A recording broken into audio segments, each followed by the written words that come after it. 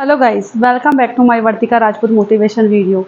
आज आपके लिए फिर से एक ऐसी भारतीय महिला की कहानी लेकर कर आई हूँ जो शायद भारत के अंदर, मैं जब से कि बोलती हूँ कि आधी से ज़्यादा महिलाओं के साथ में ये होता है। जी हाँ, आज आपको ऐसे ही उत्तराखंड में रहने वाली सुशीला की मैं लाइफ जर्नी आप लोगों को वीडियो में बताने जा रही हूँ, जो हर किसी समस्या से जूझती हुई, संघर्ष करती हुई और किस तरीके से वो आगे बढ़ी, अपनी ज़िंदगी के अंदर हम हिम्मत नहीं हारी वो। तो आज आपको मैं उसी की कहानी सुनाने जा रही हूँ, सच्ची जर्नी सुनाने जा रही हूँ। तो वीडियो को प्लीज़ पूरा वॉच ज़रूर करें।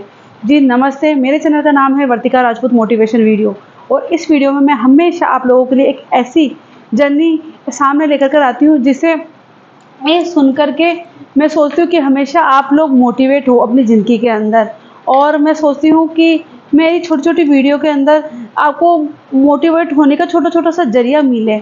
उत्तराखंड में रहने वाली सुशीला, जी हाँ, ये 3 बहनें और 1 भाई थे। सुशीला सब में से छोटी थी, भाई में से भी छोटी थी। और सुशीला जो थी, उसको बचपन से ही पढ़ाई-वढ़ाई में किसी में ज़्यादा शौक नहीं था।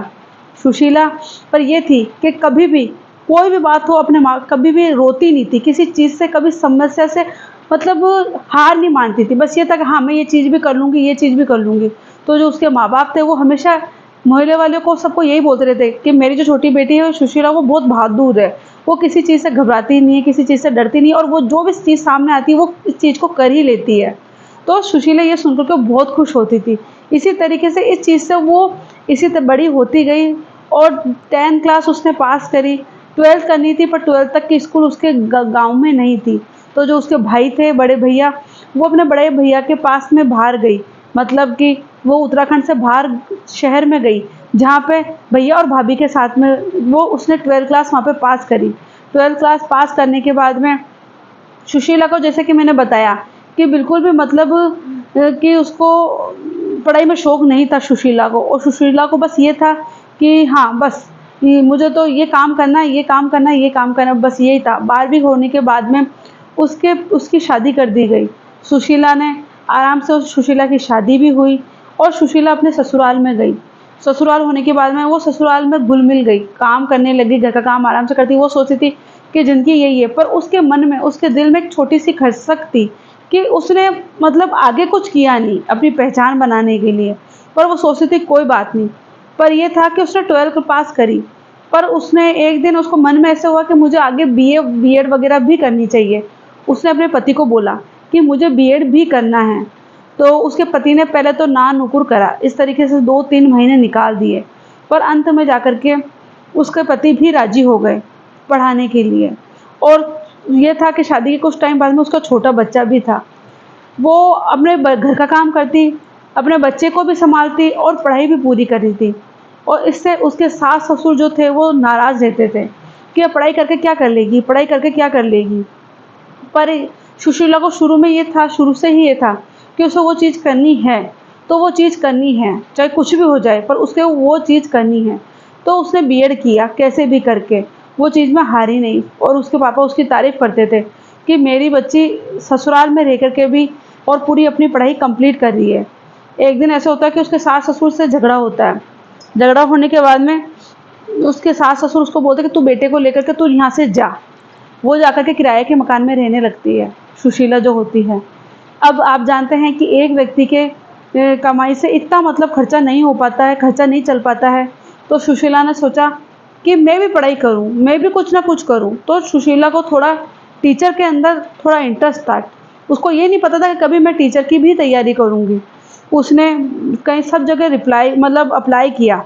1500 की नौकरी उसको मिली। जिस दिन उसको 1500 की नौकरी मिली, वो बहुत खुश हुई। एक दिन ये होता है कि अपनी बच्ची को भी सँभालती है, स्कूल भी जाती है, आती है। एक दिन ऐसा हुआ कि जिस दिन वो घर पर आई, उसके पति कहीं जा रहे थे। उसको ये नहीं पता था कि शायद मेरे पति अब कभी ज़िंदगी में आएँगे नहीं। और उसके पति उस दिन चले जाते हैं। वो सोचती है कि हर दिन के जैसे आज भी मेरे पति काम करने के लिए गए होंगे। और रात बीतती है, सुबह तक हो जाती है। सुशीला सोच में पड़ जाती है, उसका फ़ोन भी स्विच ऑफ आने लगता है। पता चलता है कि सुशीला का पति सुशीला को छोड़ कर के कोई दूसरी ऐसी जगह चल गया जहाँ से सुशीला उससे कॉन्टैक्ट नहीं कर पाए। सुशीला बहुत दुखी होती है, पुलिस में भी रिपोर्ट करवाती है, पर उसका कोई पता नहीं चलता है। सुशीला को सब लोग ताजने देने लगते हैं। यहाँ तक कि उसके जो सास ससुर है वो भी उसको ताजने देने लगते हैं कि तेरी वजह से, तेरे से शायद तंग आकर के वो मेरा बेटा तुझे छोड़ करके चला गया और हमसे भी छोड़ करके चला गया। उसको बहुत ये चीज़ें सुनने को मिलती है। इधर है सुशीला डिप्रेशन का शिकार होने लगती है धीरे धीरे, क्योंकि जो सुशीला थी, सुशीला को हर जगह से सुनना पड़ता था और मात्र 1,500 की नौकरी से क्या हो रहा था, कुछ भी नहीं हो रहा था। पहले पति कमा रहा था तो ऐसा था कि दोनों के खर्चे से थोड़ा चल रहा था। सुशीला को ये नहीं पता था कि उसको अपनी बच्ची पालने के लिए कुछ और भी करना पड़ेगा। और सुशीला बहुत ऐसा होने लगी, कुछ टाइम के लिए वो पियर गई, पर पियर में आप जानते हैं कि जब हम समय ऐसा आता है तो कोई भी साथ नहीं देता है। और उसने ये नहीं सोचा था कि उसके घर की जो बड़ी बहन थी वो ही उस पे उसकी इन हालतों पे हंसेगी, और वो आए दिन सुशीला के लिए अपने पापा और मम्मी के कान भरा करती थी कि सुशीला तो ऐसे है, सुशीला तो वैसे है, इसी के कारण इसका पति छोड़ के गया है, इसी के कारण ही इसका मतलब इसके सास ससुर ने छोड़ा है। सुशीला कभी भी नहीं सोची थी कि मेरी जो बड़ी बहन है ये मेरे बारे में ऐसे सोचेगी, क्योंकि छोटी शुरू से ही सुशीला की जो बड़ी बहन थी वो सुशीला से बहुत ज़्यादा जला करती थी। पर सुशीला को ये नहीं पता था कि मेरी बड़ी बहन ऐसे निकलेगी।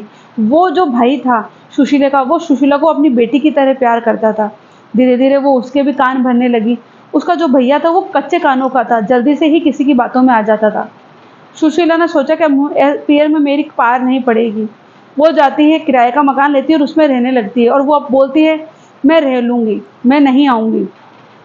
वहाँ पर सुशीला होती है कि छोटे मोटी जगह वो अप्लाई करती है, वहाँ पर उसको 3,500 की नौकरी मिलती है। 1.5 से 3.5 सुशीला का मतलब ठिकाना नहीं था।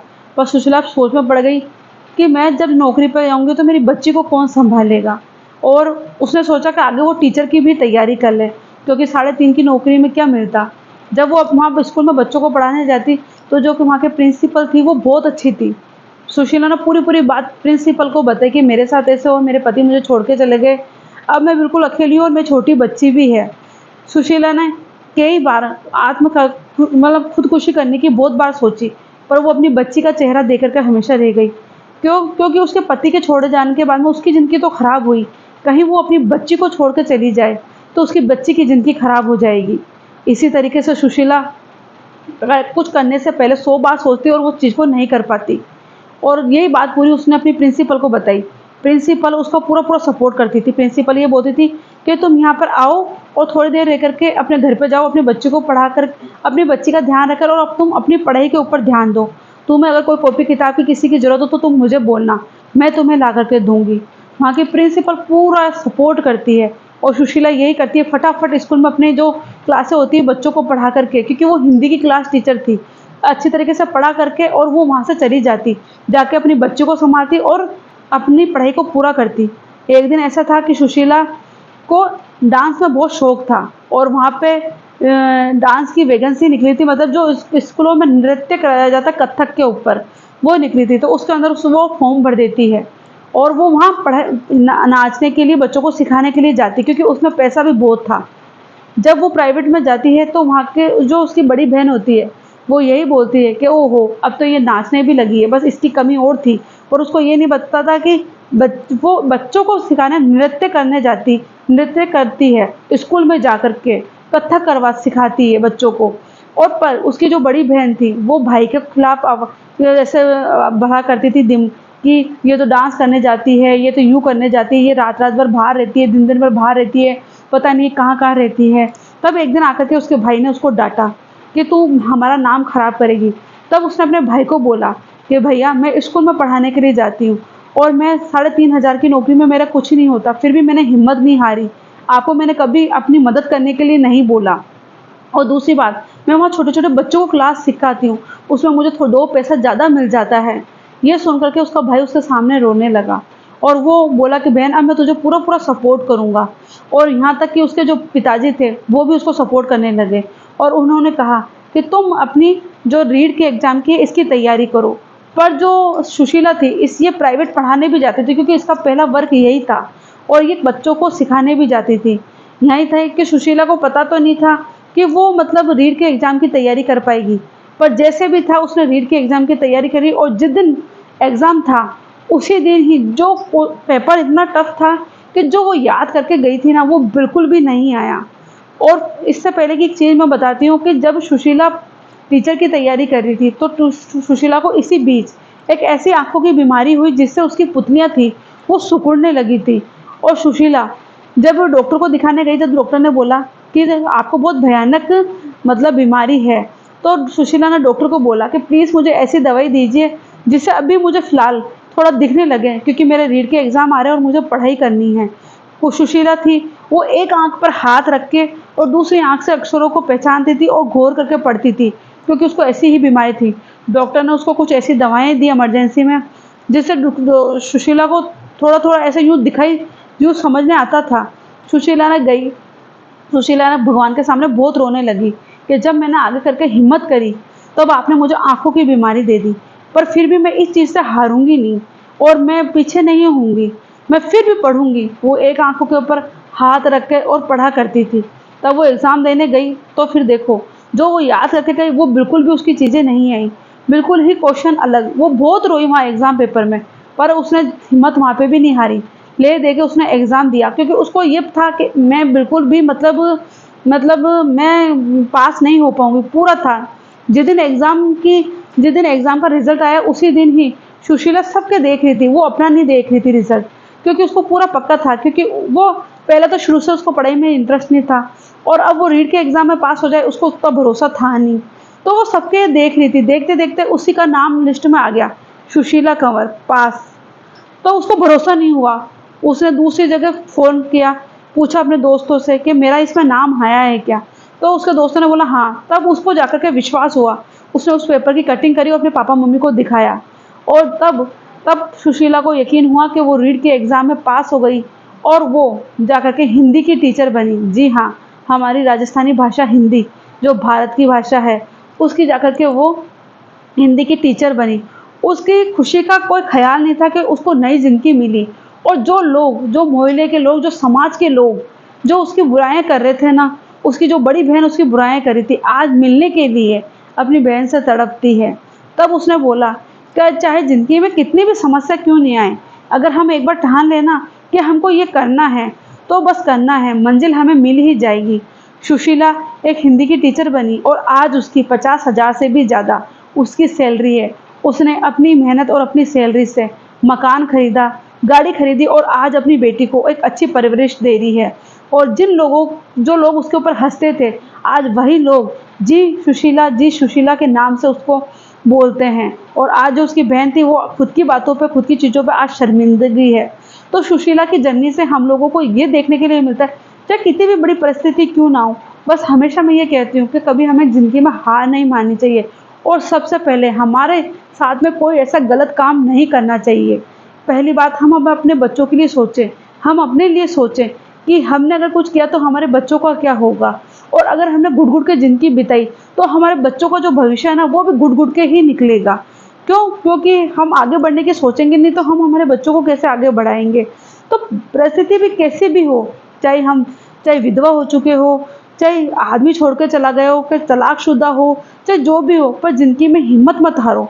हम बहुत कुछ कर सकते हैं, ये हमारी भगवान की दी हुई ज़िंदगी है, हम बहुत कुछ कर सकते हैं, बस हार नहीं माननी चाहिए।